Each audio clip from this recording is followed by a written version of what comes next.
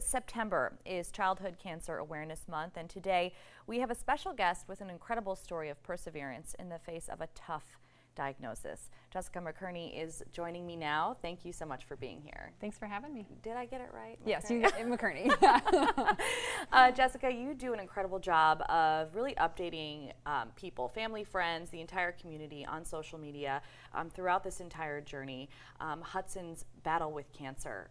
Talk a little bit about Hudson's initial diagnosis. So, we've told the story so many times, but so he was diagnosed in March of 2019 with B-Cell Acute Lymphoblastic Leukemia. Basically, we just noticed some abnormal bruising on him and then had blood work done, which then revealed the leukemia. And he just recently was able, after over 3 years of chemotherapy, he was able to stop chemotherapy treatment in May. Yeah, and obviously you provided some photos for us. They're obviously tough to look at.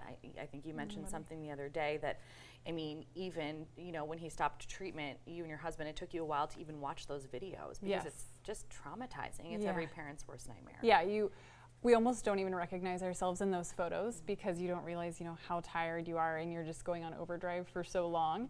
And we just had to take a bit of a break and then finally watch the end of treatment video, and he's just come so far. Yeah. He's now 5 years old, whereas he was 23 months old when he was diagnosed, and he's so much stronger and he's just doing such a great job. Yeah, he is, and I just love, I'm sure as everyone does, following along with all of that. And so again, this was 3 years that you guys were going through all of this. Correct. On top of that, a pandemic. Yes.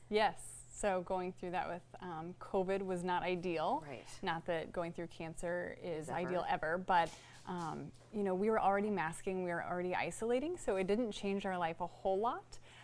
So I'm just glad that COVID is hopefully kind of going to improve at some point, and maybe we can get back to whatever a normal life is and see what life is like after chemotherapy. Absolutely, and that was the next thing. So the silver lining, as you had just mentioned, is he recently, I believe in May, had his last chemotherapy treatment.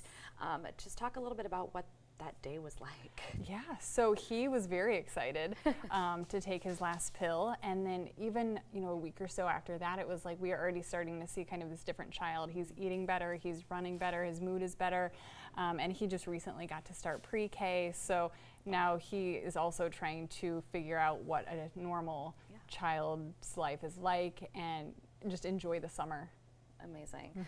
Okay, so you recently got approval for a nonprofit, Hudson Strong Foundation. Talk a little bit about what that is and your mission. Yes, so our goal is to kind of help these families in Iowa who are going through childhood cancer and bring some light to them. And while they're in the trenches and all this darkness of childhood cancer, we want to send them some light. So our goal is to provide care packages to these families, and not only the child with cancer, but their siblings and their parents, because it's such a traumatic diagnosis for the entire family. Absolutely, and Hudson's cancer was a blood and bone cancer, correct? It's considered a blood cancer, correct? Blood cancer. So talk about the importance of blood donation to your family specifically. Yeah, so obviously blood donation is a huge passion of ours. We host an annual blood drive, Hudson's Heroes Blood Drive, because without blood donors, Hudson would not be here today. It was blood donation and blood transfusions that allowed him to endure over 3 years of chemotherapy. So we are just so grateful for blood donors. And